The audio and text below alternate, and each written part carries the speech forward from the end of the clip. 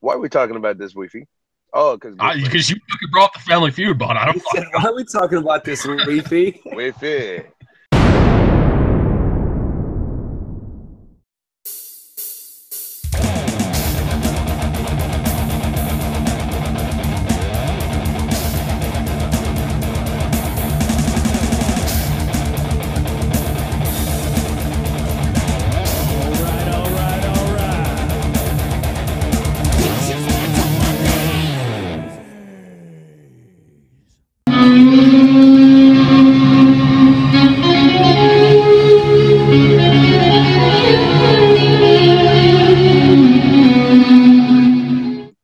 I told you Monday, but I'll, you're the man. And the fucking guitar is available on Musician's Friend. The White Priestess with the trem with the Floyd Rose, my signature guitar, is now available on Musician's Friend. It is completely out of stock. I think they sell out as soon as they get them in, but I believe you can now reserve them, and they will be shipped out April 7th. Oh, fuck. We're getting the fucking news here now. And I'm telling you, if you saw the price, I was friggin' shocked. You know, I had a lot to do and worked diligently towards, I'm driving now, towards getting a street price for the average customer that any kid could get. And the quality of this guitar, man, is the same exact thing, that I do on my USA guitars.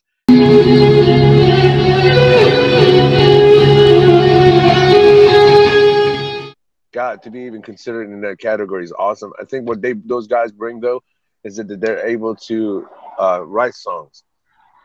I think that as opposed to just being strict shredders.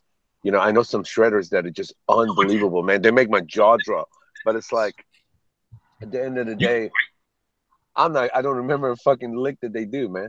I don't remember a fucking lick, But, you go from here to on another part of the planet, and you'll go down, and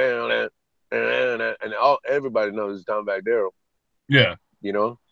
Because he had, that's when you have the whole thing. Like Van Halen possessed that spirit. Randy Rhoads had it. Jimi Hendrix had it. Sound. Oh man! As soon as you said that, I cannot leave out Brian May. Brian May had it too. If you look at my Facebook personal page, which is fucking public, there's nothing public or private about it.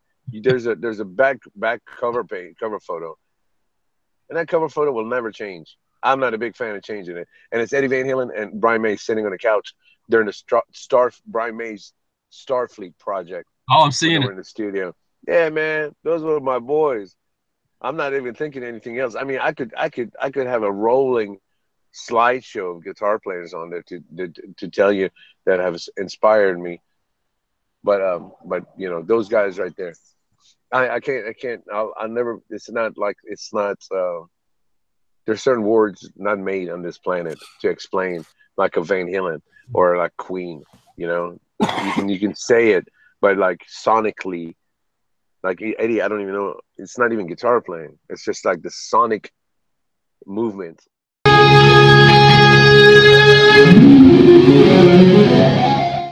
Bubbles, I'm calling you out.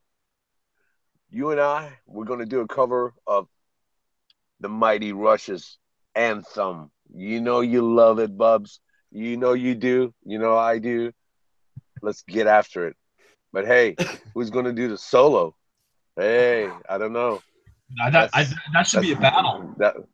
That I believe should be a battle. I'm up for it. Bubs, you?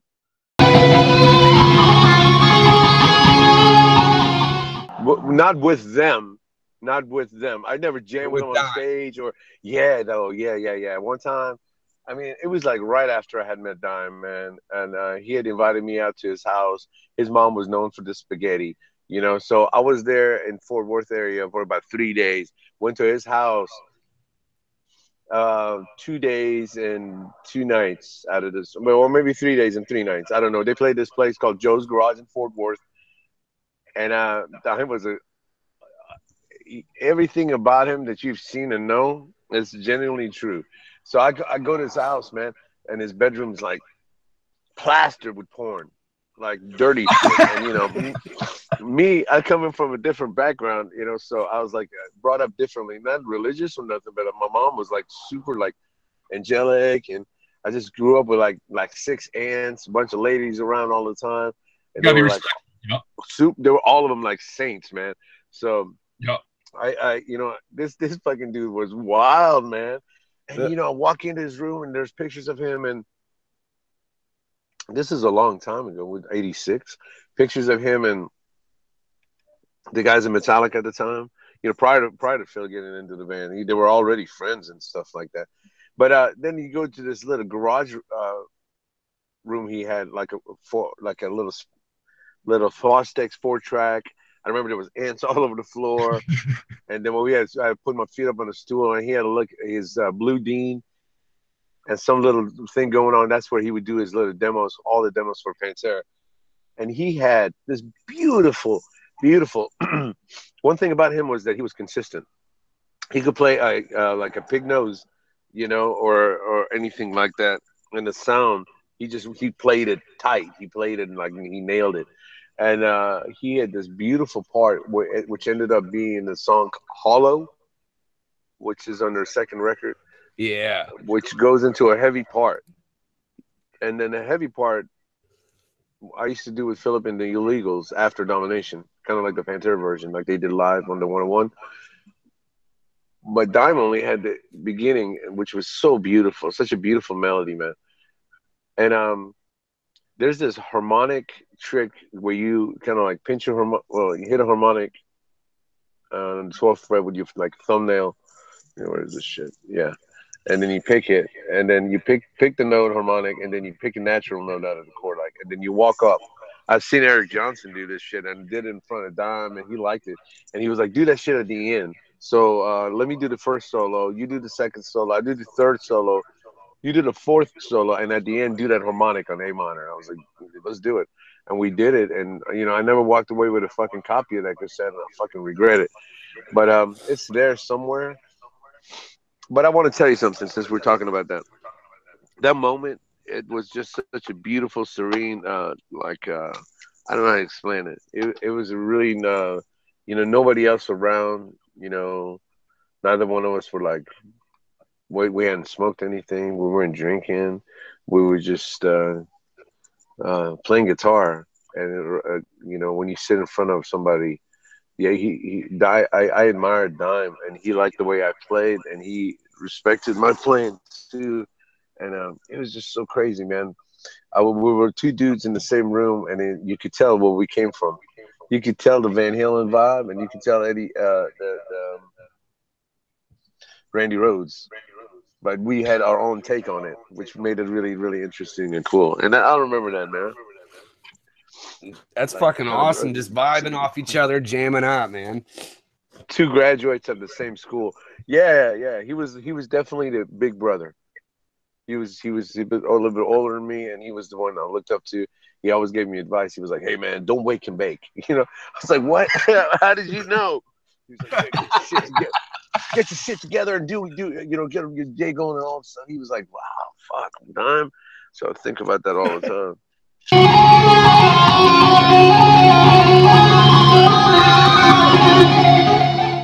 Well, you know, it's done by the same people, Brian Tichy. Okay. And so it's just like either I think I may have shown interest in it. I think that I had said that, "Hey man, I'd play a song," and I mean, I'm gonna tell you, man, that it ain't like they needed me.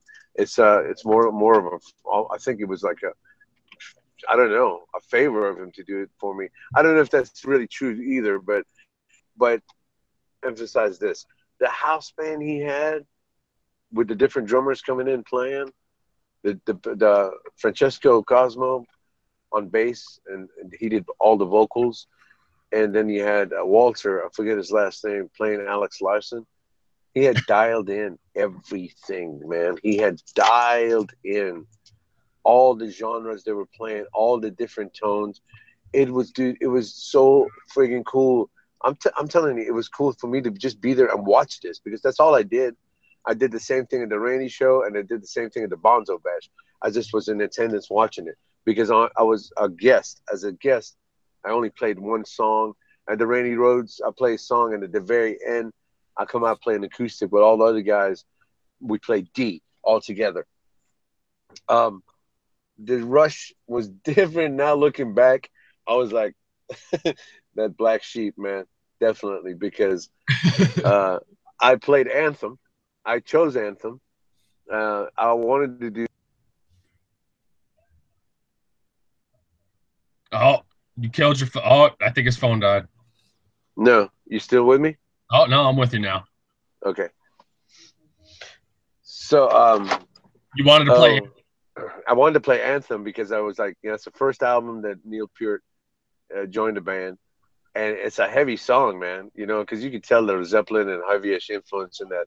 And I was like, I want to play this song. I want to play it. I want to play it. And I get Andy Gillion from original Death Angel drummer, who plays drums on this, and I didn't even know. I met Andy during that day. He's like the nicest guy you could ever meet, man. We rehearsed, I think, one time, and then I was like, yeah, man, this shit's going to be heavy. And so that was the only thing that was different that night. We didn't play Anthem like Rush, even though Francesco sounded and played the bass exactly like Geddy. And also Andy Gillion did play all the Neil Peart licks. I think it was me that I chunked and choked the strings, man, on during almost. I didn't even do that at rehearsal on the main riff, because it's like open and fluid. And then as soon as I got on stage, man, and start playing it, I couldn't help but just go, and they just start playing staccato and choking the strings, man, and like getting into it. And then by the time the break came down, I was like, yeah, it's going down, man. I choked everything. It was heavy. I felt it. It was killer, and it was an honor to play the freaking Rush tribute thing. And the next night, Randy Rhoads show. So they called me up. Brian Tichy calls me and he goes, "Hey man, we're putting the set list together, and your energy, dude. Yeah, I think we want you to open up the show." I was like, hell yeah, I'll open up the show, man. I would love to. So we opened up with SATO, and so I opened the show and closed the show, the Randy Rhoads tribute. So that was pretty cool. Nice.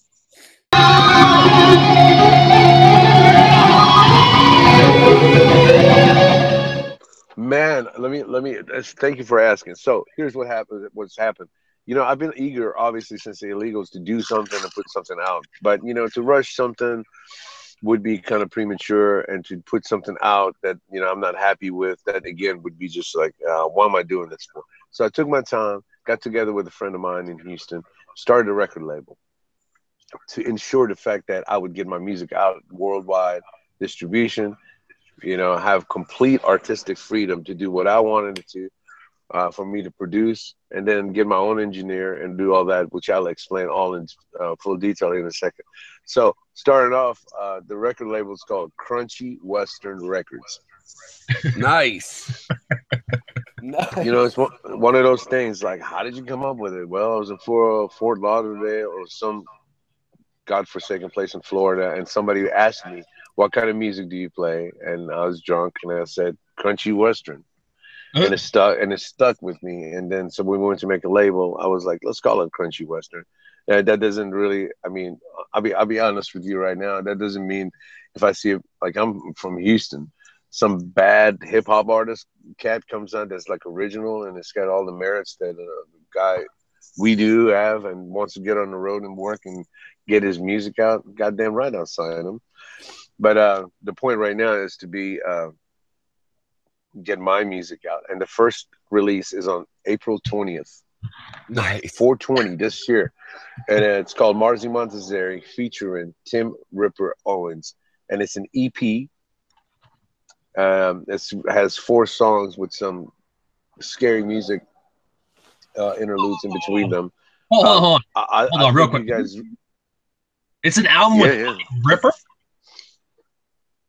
Yeah.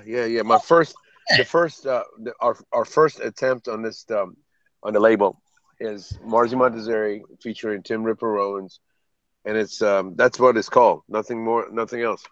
And happened when Bobby Blotzer of Rat long time ago asked me if I would do solos on a song called Exciter by the mighty Judas Priest on a Judas Priest tribute record called Hell Bent Forever. And I walked into the studio. Little did I know, man, Tim Owens had done the vocals. I like literally walked in and had done the guitar solos last. This guy had done all these harmonies and he was finished with his work and basically he was just clowning around. He's funny, he's smart, he's articulate, and I mean, years later, I was doing this project. I call him up, I'm like, man, would you do the vocals on it? He says, sure. So I go into the studio, I write these songs, and this is exactly how it happened. I just send it to him. We didn't rehearse, we didn't rock out at all. I just sent these songs to him, and he sent me back like 16 vocal tracks on each one. Like and it's oh god, I gave him song titles and subject matter and he took off, and I not one time had to ask him like back, hey, could you do something else, like can you add this, or it was like perfect, like literally what he gave me back was perfect. So I found an engineer in Los Angeles by the name of Chris Collier. He's currently he's a Grammy nominated engineer for his work that he's done with Korn and the new Megadeth record. But this dude is an amazing musician and he played bass on this album, and man, he mixed and mastered it.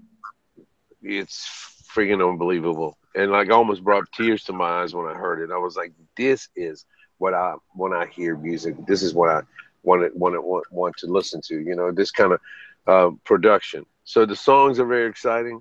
Tim's singing on it. It's not anything that I've done, anything that he's done. So it makes it really unique for what it is. And it's only an EP. I've done a lot of soundscapes in the middle of the 4 songs. So it's kind of extended. By the time the next song comes, you've taken a short little trippy journey. And before we go somewhere else.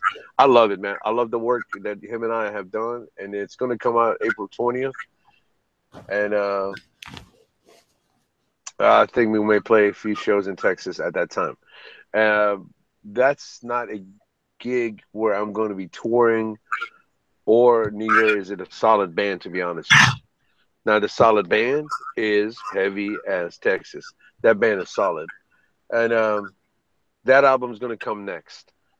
We've currently completed 9 songs, and really excited about the musicians I'm playing with.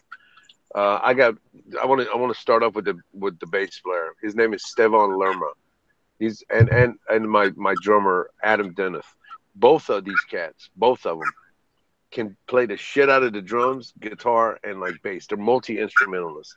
They hold their own. In fact, my drummer Adam, he has like a Joe Satriani's band in Houston. Like he fronts a 3-piece instrumental type band where he stands up front and plays guitar, and people go to watch him play guitar. Just to give you an idea how good he is. My bass player plays like 8-string guitar and has these complicated rhythm stuff, man. That's like low and different, and he's really up to date with like things that are happening today with music, and they both play drums completely different. Stevon he was born in Mexico. He's a Mexican native, and he's like, he comes with this Latin thing about him, Latin groove, rhythmic sense that I welcome so much, and you would not believe how it's got a great place, and when we jam, it's just like I mean, Sepultura has done it. I guess we would say it's on the same kind of tip, but put some redneck in it. I guess that would, which would be the bluesy aspect, and then you get what we're doing, and then Adam, again, incredible guitar player. Then I wanted like fast feet. Not like throughout the song, but like certain parts, not for the sake of speed, but because the song needed it. And I couldn't get a drummer to play it. Excuse me. There were drummers that had the feet, didn't have the finesse. There were other drummers that had the finesse, didn't have the feet. He has everything. He's like the whole package. He's a creative drummer. He's a creative drummer. He does not play it one damn tom more or less. Man, the most exciting thing for me right now is to have Kyle, the legendary Kyle Thomas on vocals. I can't say enough about Kyle, and there's no way I'm going to sit here and talk about Kyle Thomas when there's this music playing. So I'm gonna drive my little truck around, relocate, as they say in France. Kyle Thomas is like he's the epitome of a Southern metal vocalist. He's from Extort, but he is just not that. Oh God, yes, he's from Extort. Yes. Took me. My job is like from now on, like in every interview, is to tell people, listen up, kids. If you're into heavy metal, you will do yourself a ginormous favor if you and your friends get together and put on this album called Slaughter in the Vatican, and then follow it up immediately by another album called The Law, by New Orleans legend Exhorter. Please do yourselves a favor. I'm not kidding you, man. You'll be humbled. You'll be humbled by listening to what those guys did when they did it. When they did it. And you listen to Kyle sing, it's like, holy motherfucking shit. He's about to rip your throat off, man. Didn't it come out like 1989 or 1990 or some shit? It did, man. It came out in the late 80s, man. So imagine when they were writing this stuff was like mid 80s. You know, amazing band, and an amazing record. You know, like it's got like a really buzzy, super fly buzzy guitar tone.